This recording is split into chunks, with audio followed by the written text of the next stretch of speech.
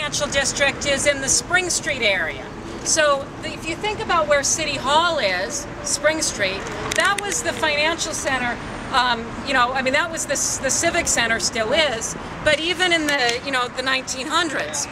And so as the city, the financial center moved from basically that area all along Spring Street. And I mean, even when I was growing up in the 60s, that was still where all the banks and businesses were. But then a couple of different things happened. The height limit got raised from, you know, 150 feet to as tall as you want to build in 1957. About the same time, this area here was originally the first sort of high-class address in Los Angeles. The hill was developed in 1876, hence the name Bunker Hill, the anniversary of the Battle of Bunker Hill. And all the Victorian mansions were built up here, 30-room mansions with ballrooms and servants' quarters and carriage houses. Well, as the city developed and moved west, this no longer was where people chose to live. And as the city developed and time wore on, in the 1920s, if you were a big movie star, you wouldn't choose to live in a 40-year-old Victorian house. You would have a big Spanish mansion built in Whitley Heights, or, you know, a Craftsman in West Adams, or wherever or now Malibu. So you want the latest style in the hippest place. So this area was no longer latest style, no longer hippest place. Well, great big wooden 30-room mansions take an enormous amount of upkeep. And if you don't have people with a great deal of money living in them, they get decrepit. You get termites, you get wood fatigue, you get all sorts of problems.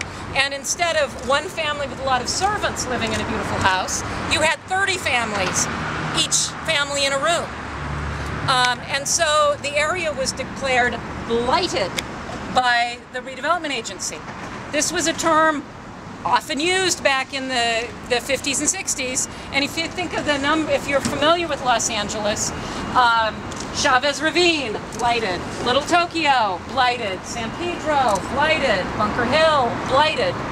Now we would hopefully work with community organizations to help the neighborhoods but at that point, you bulldozed it and built new. And that's how you solved a problem that you perceived as blight.